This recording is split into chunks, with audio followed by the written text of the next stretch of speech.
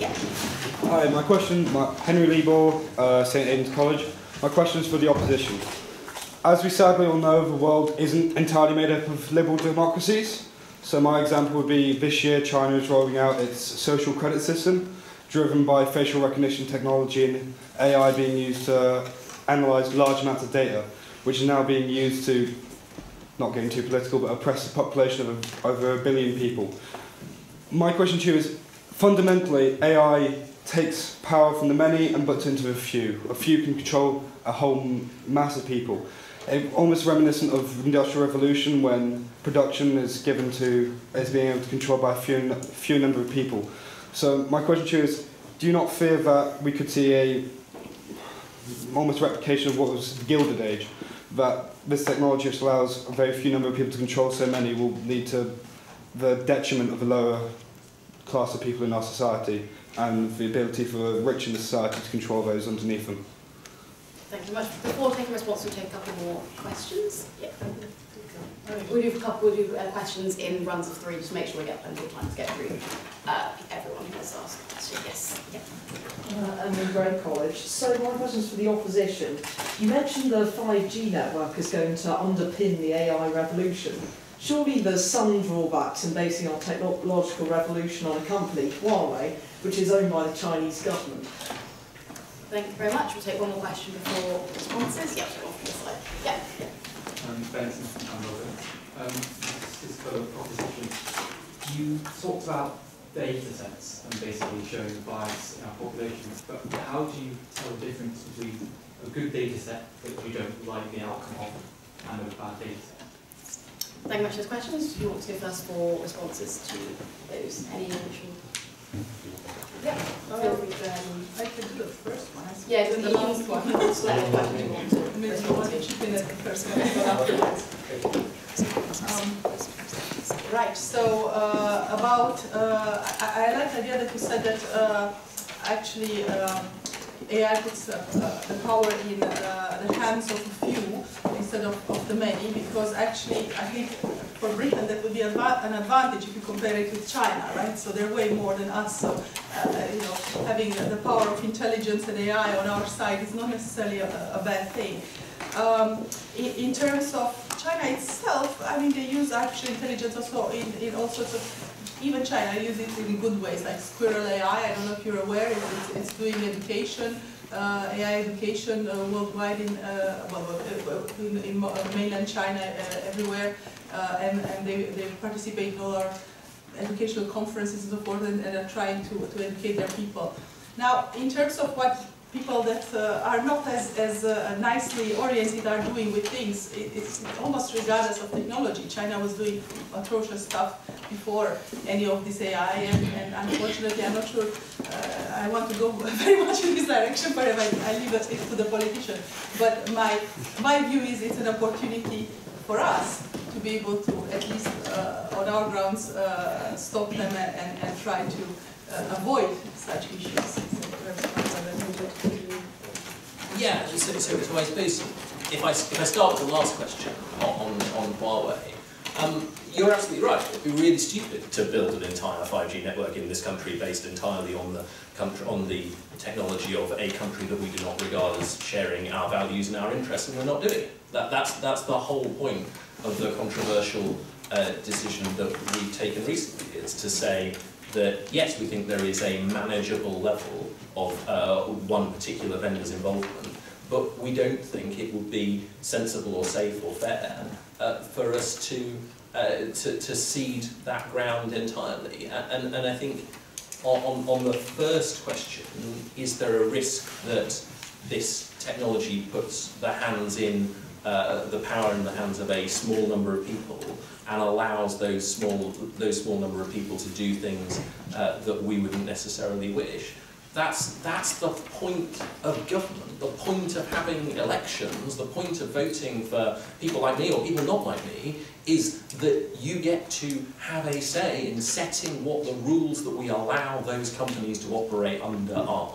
And you're absolutely right that in countries like China, then they have a very different set of values. What we have, I think, as a responsibility to do is say there are other values. There are what we would sort of broadly think of as Western liberal values that we think shouldn't just be prevalent here, but we think that if we make sure that those really do set the standard, they will spread further and they will squeeze out some of those really repulsive standards that we wouldn't like to see anywhere.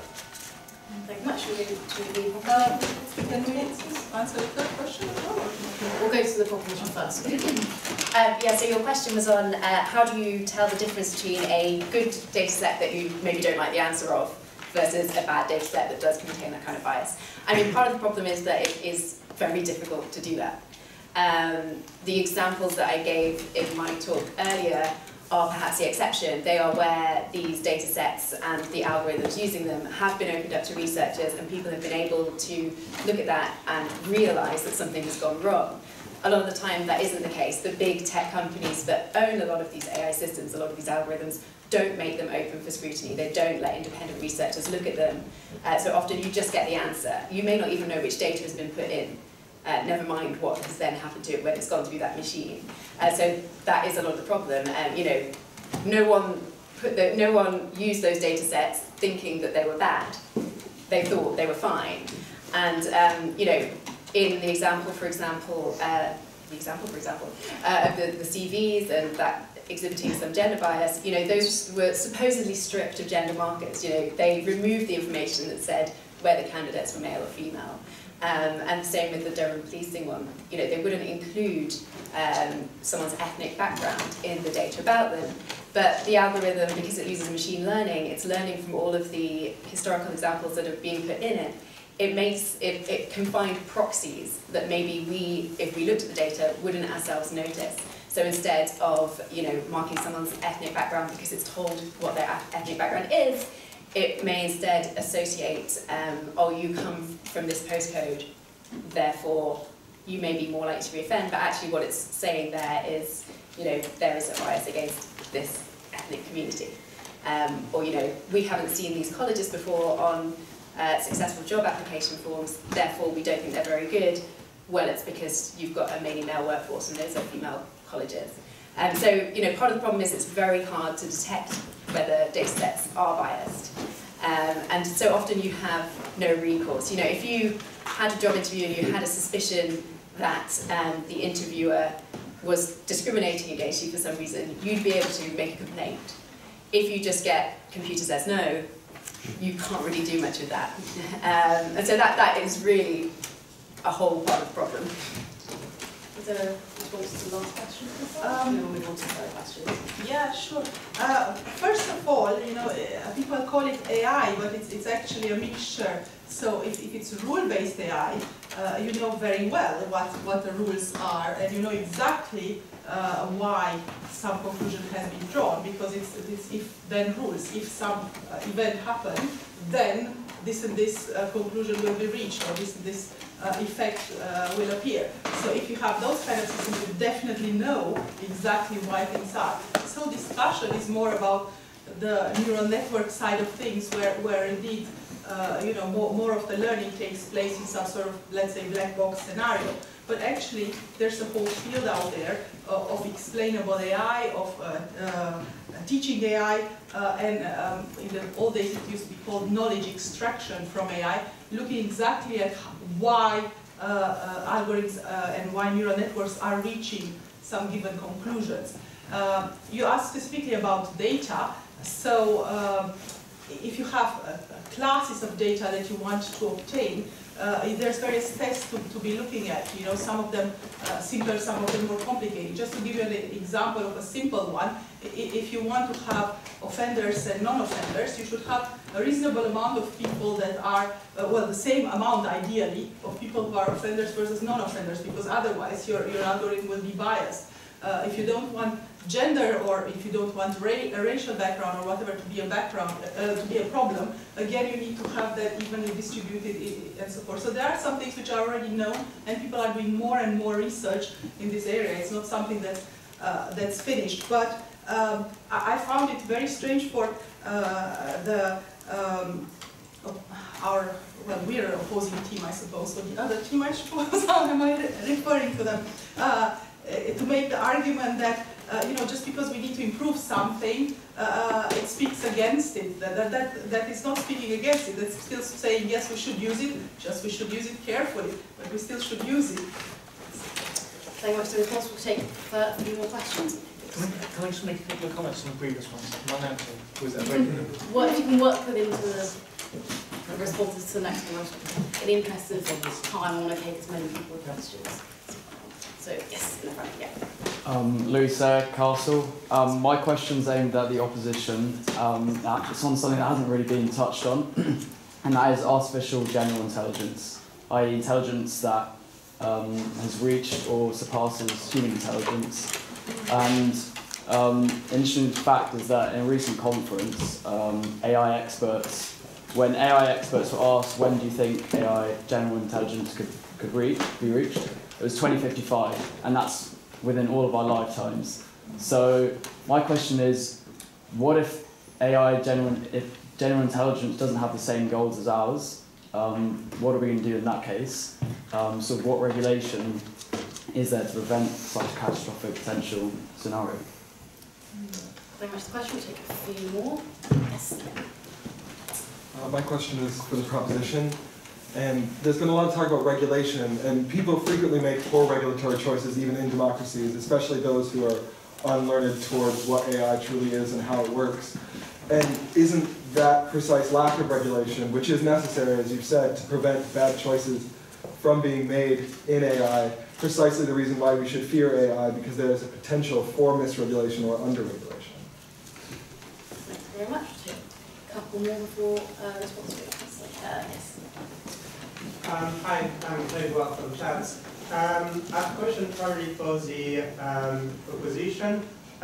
So we've seen a lot about biases in AI, but AI can also be used by criminals for more nefarious purposes.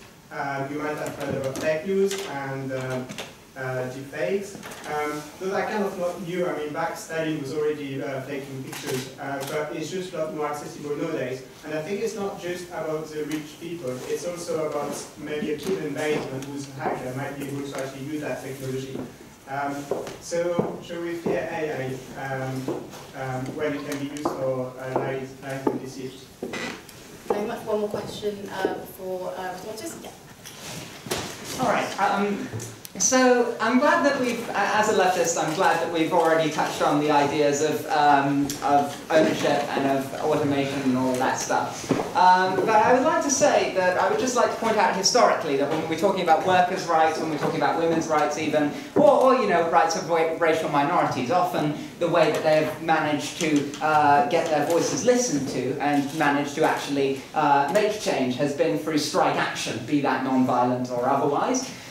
Because fundamentally, those in charge, the ruling classes, the rich, have a material necessity to listen to the demands of their workers, given that they are, you know, materially necessary for producing whatever it is. So as a result of that, when we think about automation and the fact that a few years ago there was a study by the Institute for Public Policy Research which predicted that roughly half of the current jobs existing in the northeast are under threat from automation. So, you know, what automation could unfortunately do is give those in charge sort of an ability to almost bypass needing the necessity to listen to, you know, the working people, the marginalised communities, etc., etc. So it is quite a dangerous tool. And who's going to be using that dangerous tool? Well, think, for example, of the richest man on earth at the moment, Jeff Bezos, who already has a terrible record of exploitation, already has a terrible workers' rights record, and he is, you know, the richest man on earth, while his employees are on food stamps, and, you know, he's talking about going to space. You know, these are the kind of people who have already shown blatant disregard for their workforce, who we could be giving the opportunity to bypass, you know, the will and demands of their employees with certain elements of artificial intelligence. So I'd like to just make that case. Thank you very much for your speech. We'll now go to the proposition first. So feel free to add your They're really good questions. I'm just trying to remember all of them. But so one of the questions I thought was interesting was like, how do you validate the data sets? And I thought, well, that's I don't know the answer to that.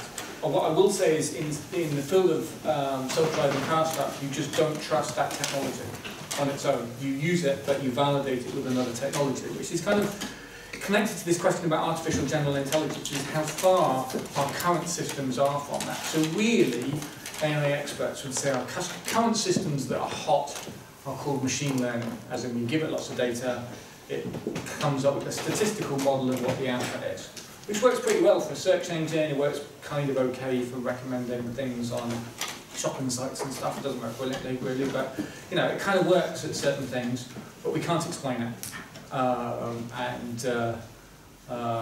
And that's quite a problem in terms of safety, and I think it's also quite a problem in terms of getting to artificial general intelligence, because you need a much more complicated system than we have today. You can't just do it on data. Somebody mentioned Huawei, and I thought it was good. Interesting thing about Huawei in politics is a few years ago we saw all across the Middle East there were people using their mobile phones to overthrow their governments. Didn't actually end entirely well. They got rid of some nasty governments, but maybe got some other nasty ones afterwards. They were entirely done on Huawei networks. Huawei was the company that went out into the Middle East and went out into the desert and built all the mobile phone networks that enabled people in repressive regimes to find out information. And that doesn't mean that the Chinese aren't spying on people, and there's all sorts of problems. But I think it's all worth looking at it from the other side, as in these technologies, and especially Huawei, has created communications technologies that allow people to get information to overthrow governments.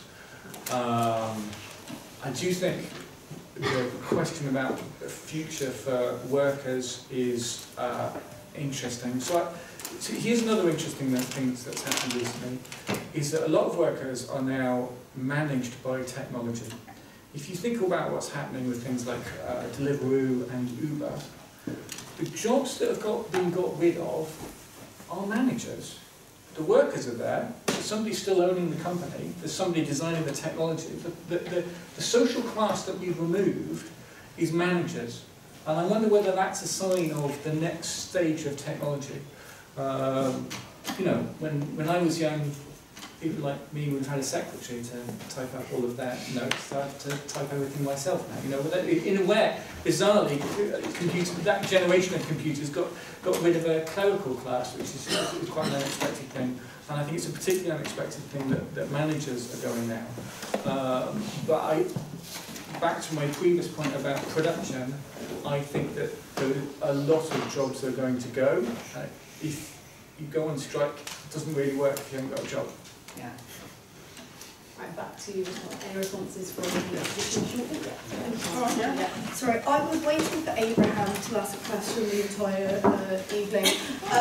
So essentially, I would argue that automation is actually quite good, because I've actually got my notes on Marx in this book here, but Marx believed that human worth is in work, and I'd argue that that just breaks us down into just simple machines. There's not a good form of analysis in any political or social way of looking at basically the way we live our lives. But I'd argue that with the idea of automation and the efficiency that artificial intelligence gives us, that would this not mean that we have less exploited workers, technically, if robots are taking over the jobs? It means that people aren't there to be exploited, because robots do the jobs instead. I'll talk to you about that. We'll talk about So to tackle that last question, I think every previous industrial revolution has had people saying, you're destroying a whole load of jobs, they're brilliant jobs, it's really important that people continue to do those jobs. Actually, every previous industrial revolution went on to create infinitely more jobs than it destroyed. It just means that we don't have an army of unemployed blacksmiths because we don't use horses anymore. We don't have an army of people waiting to shovel coal into steam trains because now we've got electric trains. They do different things. And Victoria's absolutely right that there is a massive hump to get over as the economy shifts to what are the skills that we need, how do we train people to do the right things.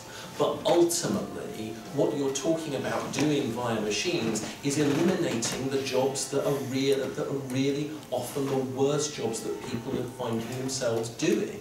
You don't, there isn't a sort of nostalgic charm about going down the pit where you die 30 years younger because of the coal dust. There isn't an idea that these are jobs that we should preserve just because there are people doing them right now. We should aspire better for precisely those working people that you're seeking to defend.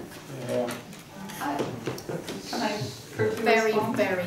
Yeah, okay. Okay. You've got to come to the drinks. We can do it later. Yeah, Okay. yeah, sure, I'll do that. Okay. So, I think one regulation. Very briefly. Okay. Should we talk about the other questions? Oh, I was just going to say about on the question of regulation and your point that many regulators are perhaps not educated in this kind of topic enough to make good regulation of it. I completely agree with you. And I think that's one of the reasons why we really need to take our time with this, because we've seen again and again with technologies that once it's out there in the world, I was going to name an example then and then thought better of it, you can't put it back in the box. So we need to get that right. We shouldn't just rush through it for the sake of it.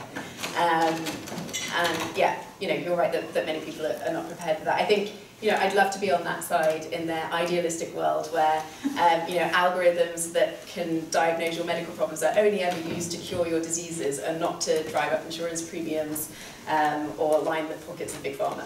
But I'm not convinced that's the world we're in. Yeah, short response and we'll go to more. So as I was saying before, basically, a lot of these things about which decisions were made on your behalf were done with bias, which was implicit and you never got to hear about it. Nowadays you hear more about it because it's done on, first of all, a much larger scale, and second, it is done via AI. So actually being able to see this explicitly and work towards changing it is a good thing. Hackers and so forth, you mentioned, obviously, the moment we got the internet, we expose ourselves to hacking. This has nothing to do with AI, it's a much older thing. When I was talking before at lunch, at dinner, when I was in Japan, the people in my lab in Japan didn't understand why we would need a virus checker.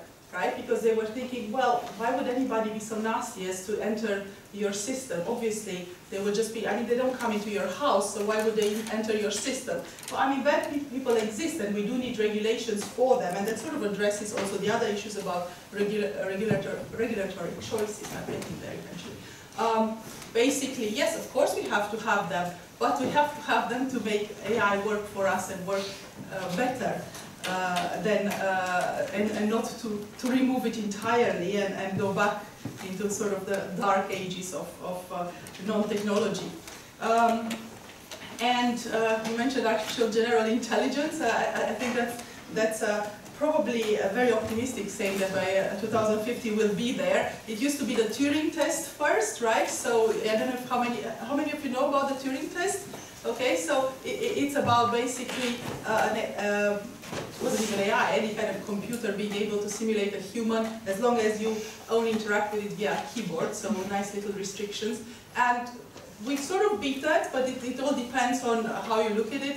There's, Kasparov was beaten by Deep Blue, and there's all sorts of various other games where AI is better.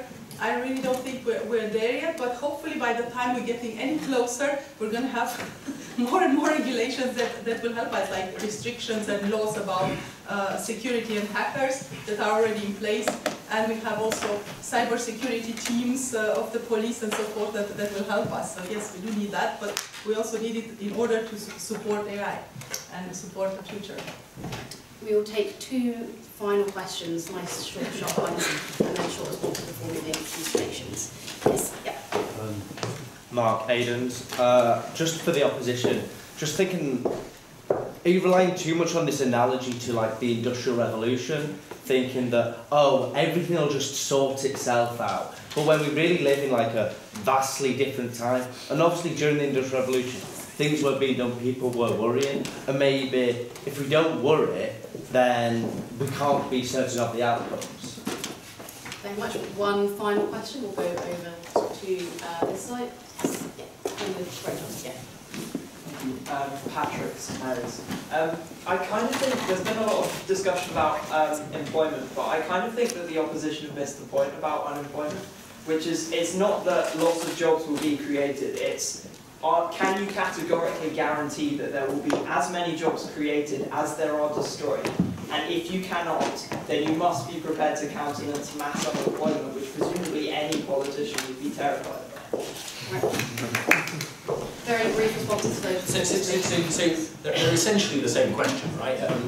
You're absolutely right that that me saying, well, look at other industrial revolutions, this one will be like them. Of course, I can't promise you that that's guaranteed to be the case. But I also think it's important that we look back at the evidence that we have got throughout history.